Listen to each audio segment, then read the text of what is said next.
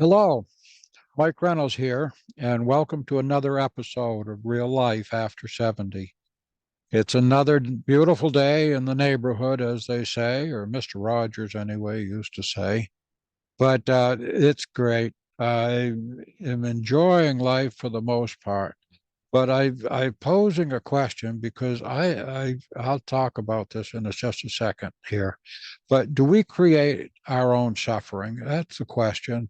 And I guess I'm thinking that we probably do, either that, maybe not 100%, but mostly. And I think we create it by having expectations of certain outcomes. And when we have expectations, I think that's when we set ourselves up for suffering, because those expectations many times don't come true. And that sets us up for like anger and frustrations and just general intolerance of the situation. And what happens then is that anger comes out and you lash at, maybe your partner. And boy, I tell you, my partner takes a brunt of a lot of things, and I appreciate that she gets over it eventually, and I am totally sorry that it happens. And it's like I don't know, I get out of control maybe, but I'm working on that. And I think we all have situations that trigger us. Uh, it was like just I maybe it was just this morning. I had I get these little messages, emails, and I had an email on relating to one of my credit cards, and it happened to have it's like this transaction for I think it was $2.99. And I don't recall, generating a transaction for $2.99. So I go online and I open up my account with that credit card and I look, and sure enough, there is a pending transaction there for $2.99. And the only explanation was some .com thing. And I don't recall the letters, but it was just a series of letters that didn't really spell any word, SH something or other. I don't think it was SHIT, but it was pretty darn close to that. So anyway, it was this .com thing. So I clicked on the .com. Well, I didn't click on it. I opened it up in a different whatever. But I went to their website, and again, it was just it didn't make sense that I would have ordered anything from them, and I couldn't get anywhere dealing with their chat. They wanted my credit card number. They wanted this, that, and the other thing. So I wasn't going to share any more information with them. So I was getting angry. And so just at the situation, because I've had that same thing, happens to be the credit card that's associated with Amazon. And I order stuff from Amazon. I go to I shop at Amazon. I shop at Walmart too. You got to do what you got to do.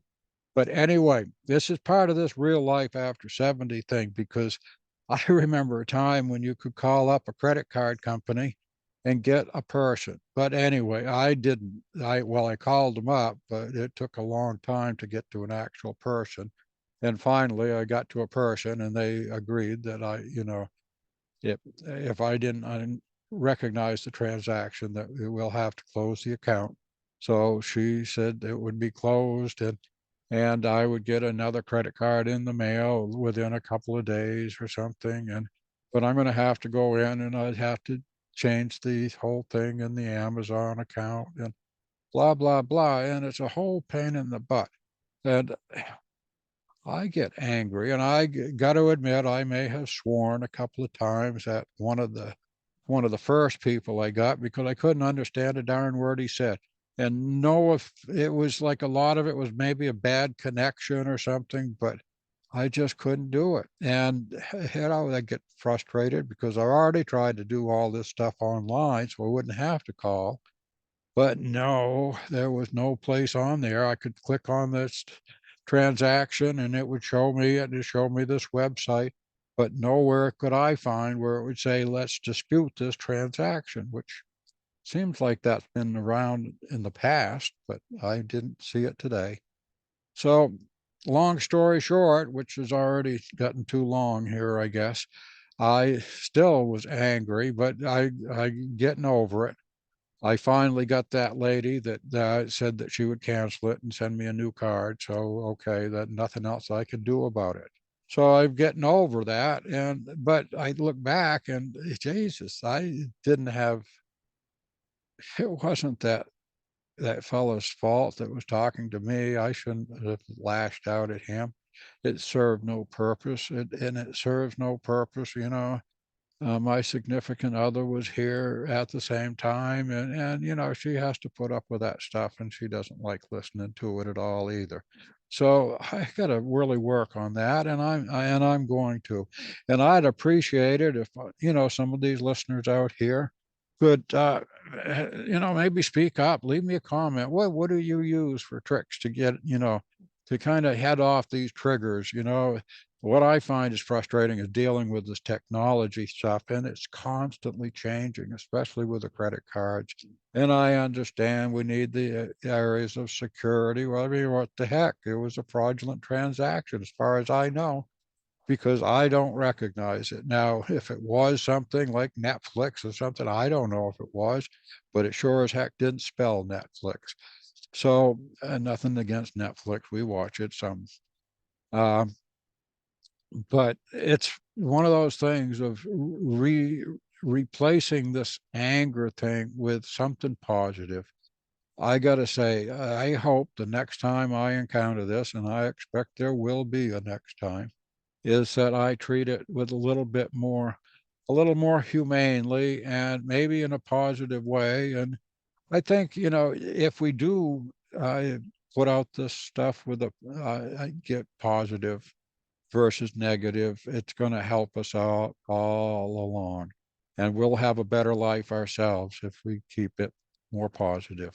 So, anyway, I'm going to end this tirade. And I hope, you know, I don't know if anybody ever listens to this thing, let me know. It'll be cool to hear. So, again, this is Real Life After 70. And boy, I tell you, enjoy it. It's getting more fun every day. I got to admit, I got some other stories I want to share with you. So anyway, stay tuned. We'll be talking again soon. And keep up the spirit. And remember, there's a lot of us out here, and we're doing it, and we're living life. And share a little bit of that because I tell you, we can use the support.